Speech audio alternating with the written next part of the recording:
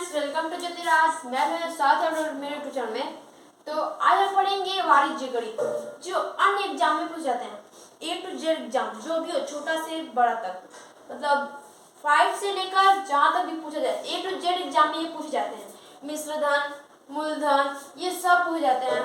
ठीक है, अब और चलिए देखते हैं ना। तो इसमें कुछ मैंने सूत्र लिखा है, तो सूत्र को पहले याद कर लेते हैं, उसके बाद प्रश्न को भी सॉल्व करेंगे। ठीक है, इसमें सूत्र है पहला, मिश्र धन बराबर मूलधन कोष्टक में 1 प्लस दर अपान 100 समय, ब्रैकेट के बाहर क्या है, समय, यानी किसमें है ये, ऊपर है। ठीक है, पावर में समय है।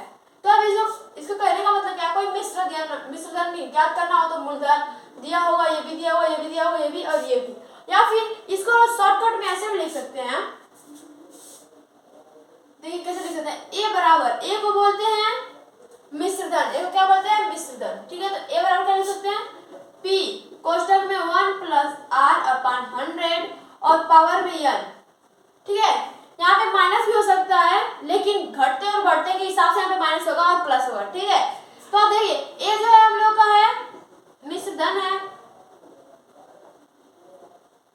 पी जो है मूलधन है, और जो आर है ये हम लोग का दर है, 100-200 है। जो यन है, ये है हम लोग का समय। ठीक है, तो कंफर्म हो गया आप लोग कौन सा समय है, कौन सा दर है, मूलधन कौन सा है और मिश्र धन कौन सा है। अब बात आती है, इसमें ब्याज ज्ञात करना हो, चक्रवृद्धि ब्याज बराबर, तो क्या ज्ञात करनी चाहिए हम लोग की, देखिए यन का मतलब समय का वर्ष, चक्रवृद्धि ब्याज बराबर क्या करना पड़ेगा, मिश्र धन माइनस मूलधन, यानी चक्रवृद्धि मिश्र धन और माइनस मूलधन कर देंगे तो हम लोग ज्ञात हो जाएगा क्या, ब्याज। ठीक है, अब इसी के आधारित पर हम लोग देखेंगे प्रश्न। चलिए प्रश्न देखते हैं। प्रश्न हम लोग का दिया हुआ है, ₹400 का 10% वार्षिक ब्याज की दर से 2 वर्ष का चक्रवृद्धि ब्याज ज्ञात कीजिए। ठीक है, अब इसमें सोचने की बात है, आखिर क्या रहा है, तो देखिए यहाँ पे पूछ क्या रहा है हम लोग, चक्रवृद्धि ब्याज। अभी मैंने आप लोगों को दूसरा फार्मूला बताया, चक्रवृद्धि ब्याज जब ज्ञात करना हो तो क्या करना पड़ेगा, मिश्र धन माइनस मूलधन। तो हम लोग को दिया क्या है, ये जो है ना आप लोग का मूलधन है, लेकिन मिश्र धन नहीं दिया हुआ है। ठीक है, तो पहले मिश्र धन ज्ञात करेंगे, उसके बाद मूलधन। तो मिश्र धन क्या करना पड़ेगा, ए को क्या बोलते हैं, मिश्र धन बराबर पी कोष्टक में 1 प्लस आर अपान 100 और क्या होगा यन, यानी कि समय। ठीक है, ए बराबर तो ज्ञात करना है, पी का मान कितना दिया, 400, 1 प्लस जो परसेंट है ना, इसे बोलते हैं दर। ठीक है, क्या बोलते हैं, दर, यानी कि यहाँ पे हम लोग को हो जाएगा 10/100। पावर में समय कितना दिया है, 2, ये 1 0 से 1 0 कैंसिल भी हो सकता है ना। उसके बाद यहाँ पे 10 से कम 10 1 11। ठीक है, तो ये बराबर 400, यहाँ पे जब कुछ नहीं रहता तो क्या होता है, मल्टीप्लाई, 10 से कम 10 1 11/10, पावर कितना, 2, यानी कि 2 बार 11/10, 1 1 0 से क्या होगा, कैंसिल। ठीक है, 11 किसका कितना होता है, 121, यानी 121 में 4 क्या करेंगे, मल्टीप्लाई।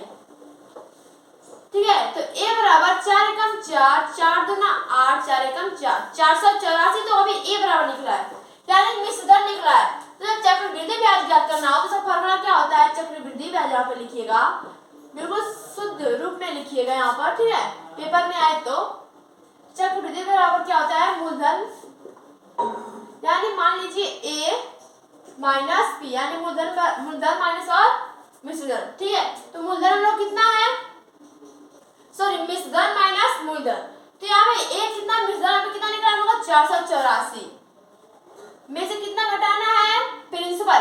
ए को बोलते हैं अमाउंट, पी को बोलते हैं प्रिंसिपल, यानी कि हिंदी में बोलते हैं ए को मिश्र धन और पी को प्रिंसिपल को क्या बोलते हैं हम लोग, मूलधन।